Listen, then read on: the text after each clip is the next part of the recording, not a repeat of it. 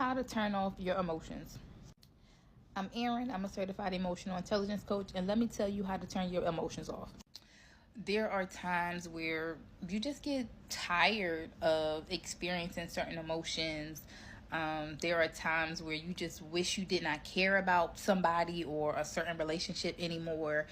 Times where you are just tired of crying or tired of, going through the same stuff over and over again.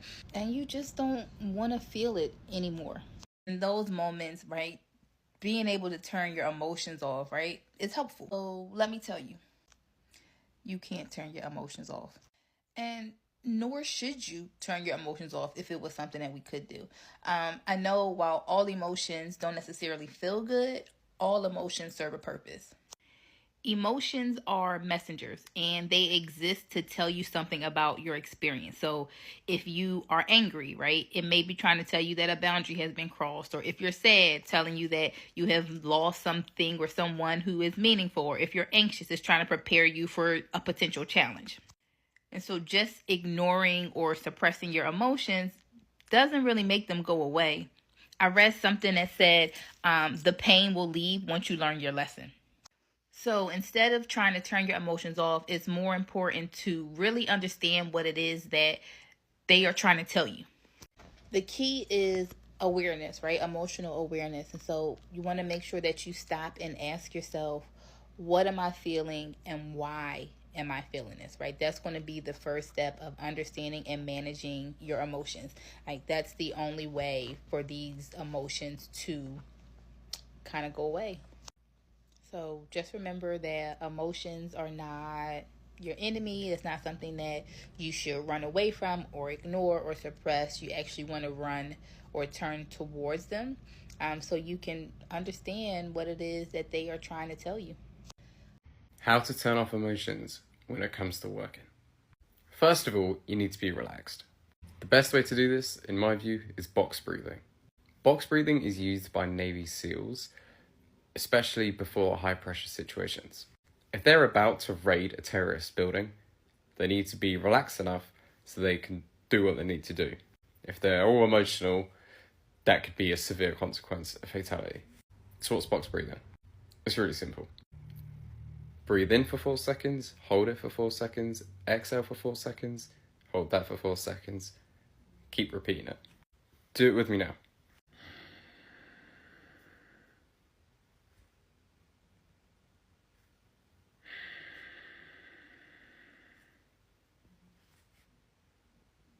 If you do this for like 2 to 5 minutes, you'll be amazed at how calm and peaceful you'll feel. It creates distance between your emotions and you.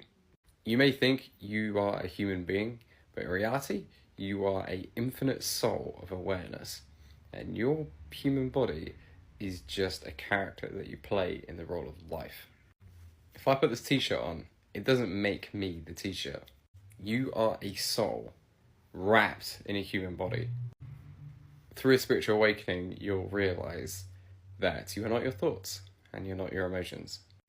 So box breathing allows you to create separation, and just reminding yourself of that fact allows you to create more separation. The other way I get into the zone when working, which by default switches off emotions, is being distraction free. I will sit down with 2-hour work blocks. Any more than that, my brain just goes into mush. I have this phone on do not disturb, aeroplane mode. So no notifications are going to come through. And then I actually have a separate phone that has literally Android, nothing on it, apart from my alarm and a timer. So the phone's off. It's no notifications. And then I set the 2-hour timer. Boom, I'm away. And then I'll work on my laptop. The 2 hours are done. Then I'll go and meditate or do something else. Creating an environment for yourself that is distraction free is a great way to ensure your emotions stay turned off. When we're constantly going from one notification to the other, to the other, to the other, it is overwhelming and it's stressful and anxiety ridden because it's just too much. Our ancestors would have looked at a tree for 20 minutes and just thought about life. Very rarely do we do the same. Our brain is always ticking, ticking, ticking, ticking. The result, our emotions are always spiking and going crazy everywhere. That's why there's so many mental health problems today, in my view. So in the context of working, if you're feeling very emotional, do some box breathing for about 5 minutes. You know how to do it. It's very simple. Turn all notifications off, and you'll be amazed at how focused you will be. Okay, how to turn off emotions. First of all, you don't turn emotions off. But there is something to understand about emotions that could be useful to you. There's 2 different tiers of emotion. The first is what I would call normal emotions. Normal emotions are temporary phenomenon. They're like flavors or colors. You know, when you think about the purpose of sensing flavor in food or color, these are elements of experience. And emotions are the same thing.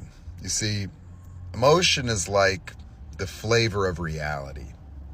And so as your mind forms reality, a 3-dimensional model of the world outside of yourself is what, there is to experience, to navigate this world, is you open your eyes and you experience a world. Emotion are temporary phenomenon that correlate to the experience of the world in the moment. That is what they're for. Emotions are what motivate animals and humans alike by informing us of the context of our circumstances. An animal feels hungry and it eats, or it feels afraid and it runs. And you look at animals like a dog, for example, the happiness that your dog displays when you come home, how long does that last for, right? It's a temporary phenomenon, emotion. Emotion correlates to changes in the environment. And emotions are transferable through empathy. Where empathy is something where the other animals in a pack benefit from the consciousness of other animals.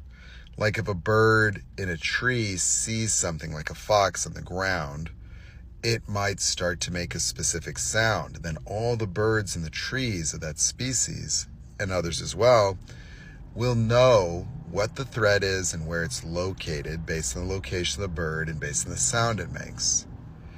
And so they would all benefit from it. Just like wolves in a pack.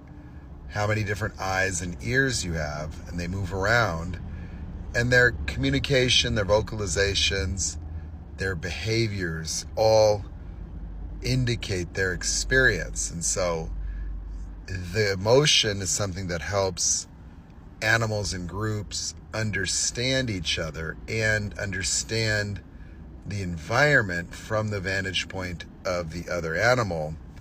And that has significant benefit, especially for animals in groups and packs, where they benefit from the awareness of one another.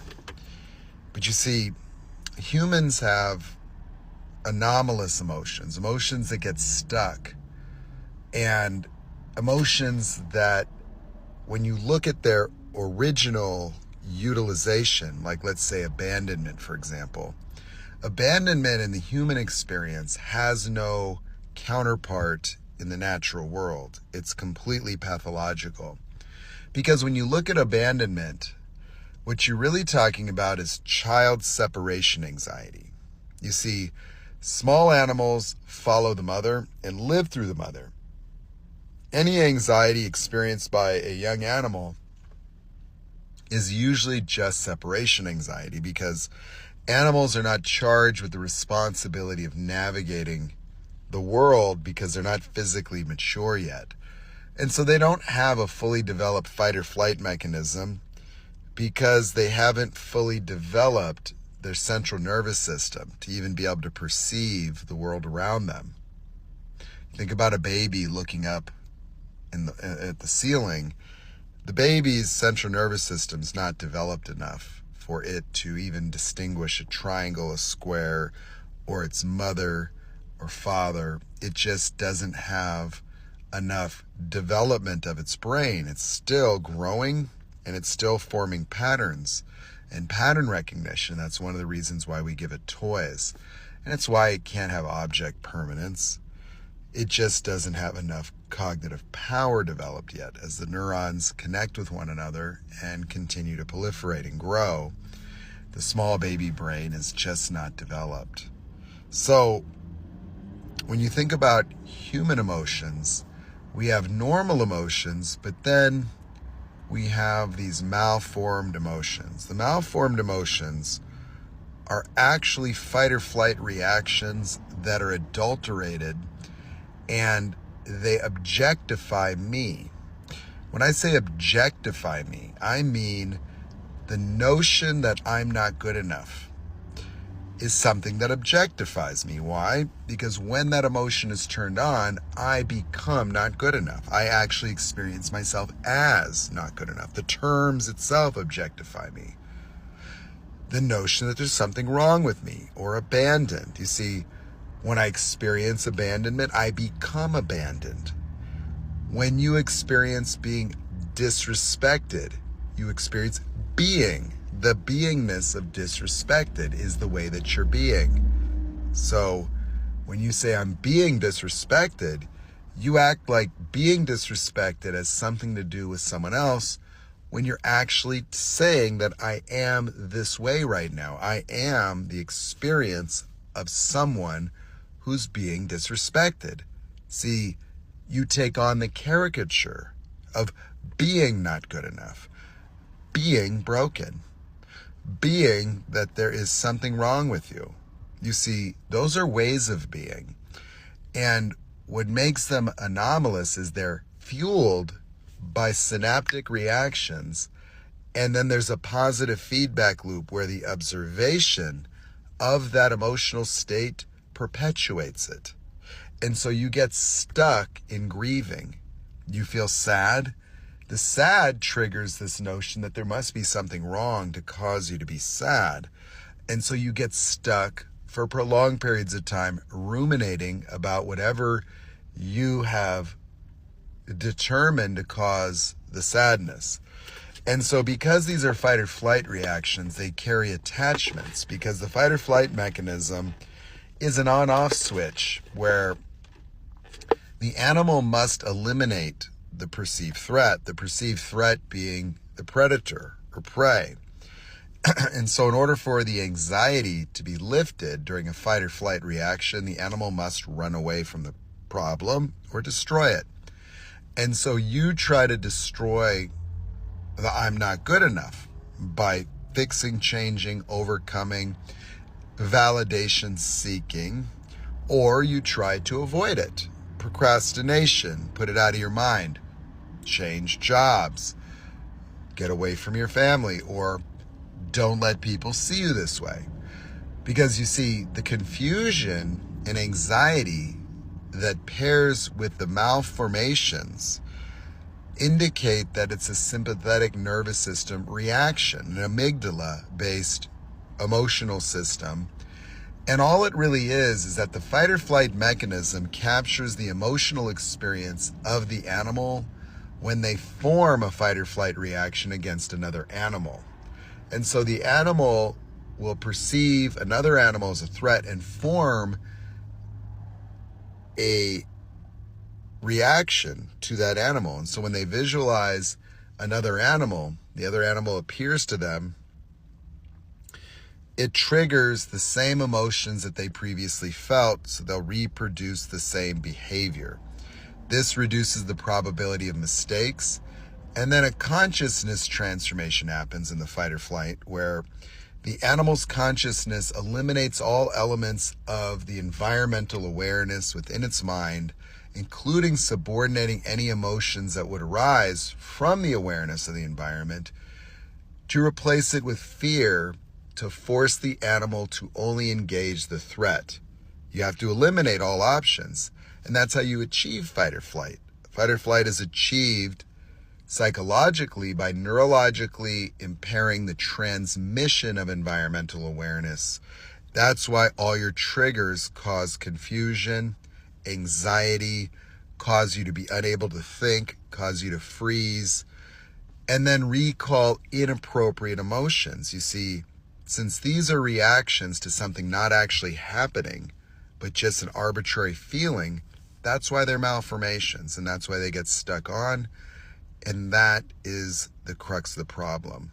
And we can I'm a therapist, and I'm going to tell you how to turn off your feelings. You're going to want to save this because this is the easiest hack you will ever hear. You go to Settings, General, and there's an on and off switch to turn off your emotions. You toggle it off, and you are good to go. You won't be feeling any feelings anymore. I'm just kidding. We can't turn off our feelings. The key to dealing with your feelings is not to split them off, dissociate, or repress them. The secret is really to widen your window of tolerance so that you can tolerate the feelings that come up for you. Feelings are information. The more that we can tolerate the feelings that come up, the more that we can manage whatever we're dealing with in any given moment in our lives. So the hack is about the window of tolerance. It's not about turning the feelings off. Let me know what you think.